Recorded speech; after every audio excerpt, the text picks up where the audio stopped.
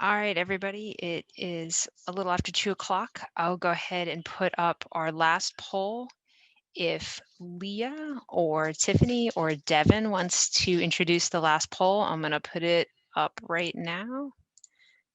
There's everyone's last poll.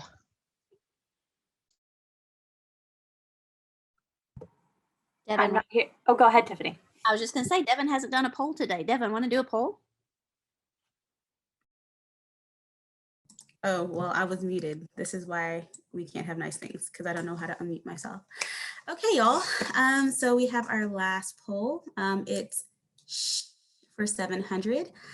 What was the most difficult facilitation challenge?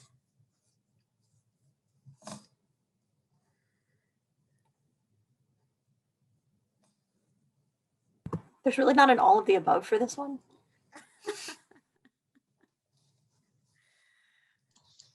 Do not abuse the people who put the polls in the system.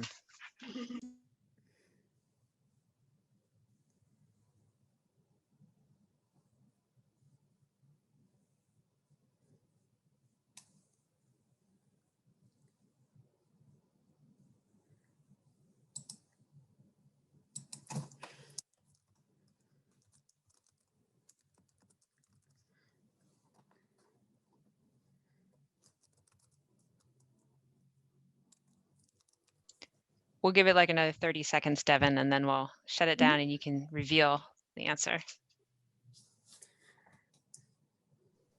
Colleen, I feel like you know the answer to this one. I do, because leadership came back to talk to me about the answer to this one.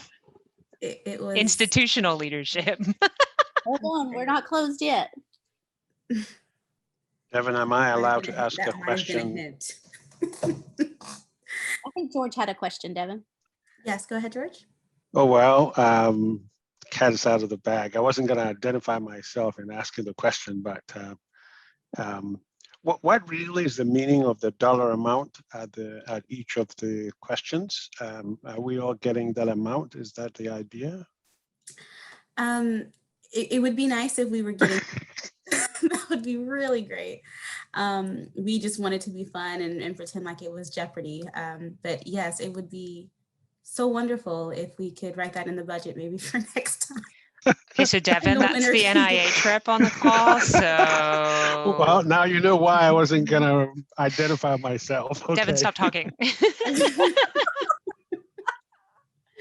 Okay, so I think we are done. So it looks like the majority of folks said a community expert who was also a retired physician. No, wait, I'm just kidding.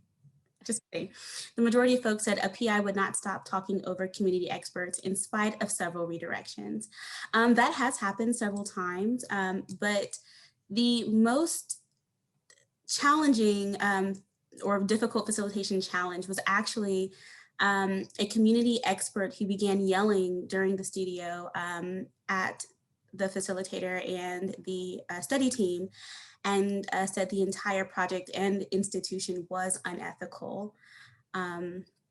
Yes, so that was incredibly a difficult situation. Tiffany was facilitating that meeting and handled the situation wonderfully, I might add. So that was definitely a challenge, but we definitely worked with that participant, and we did our best we put her into a breakout room where I actually spoke to her to kind of get to the bottom of her concerns, and in order to understand, what her perspective was. But Tiffany, do you want to add anything? Yeah, I guess I would just say that this was via a Zoom studio. And obviously, as you all can imagine, it caught us quite off guard. And so I let the person have a few minutes to vent because I felt like that was obvious that this person needed this space to vent. And then I proceeded to validate her experience and say, I think that the fact that you had a negative experience is really important for the research team to hear, because we certainly don't want that to happen to other people. And I appreciate you being vulnerable and sharing that. And I can sense how emotional and frustrating this experience was for you. And so I don't want you to think that because you've said that, we're not going to continue this conversation. As we move around and ask the rest of these questions, I hope, you will let that inform your answers so the research team and our team can make sure that never happens to another patient again. And she said, thank you. And then thought she had muted herself, but then yelled to her husband in the background, something like, I hate this place. So she ended up actually spending about an hour and a half with Devan, I think, on the telephone, if I'm not mistaken. And as Colleen mentioned, she did end up actually troubleshooting with our hospital leadership, like the hospital leadership regarding this incident. So I don't It know. was a Friday night email that was directed to me from my boss's boss that had all of institutional leadership CC'd on it. And the question was, what happened? And with regard to what Daniel asked about inviting the partner back, while we did collect her feedback as they indicated, after talking with institutional leadership, they had indicated that this was one of those folks that had trouble with the institution regularly. And so they asked if we could just omit this particular person from attending future studios, because as we talked about before, sometimes there's so much of a trigger issue or a bias that it's not a good fit for the studio if they, for instance, have such a problem with the institution that you represent or the investigator represents that they can't get past that to give actionable feedback about other elements. And so we have a very small but mighty do not fly list of folks that thank you, but maybe we just will part ways. I will say to our institution's credit, number one, it was very validating to hear from them that they felt like our team had handled it most appropriately.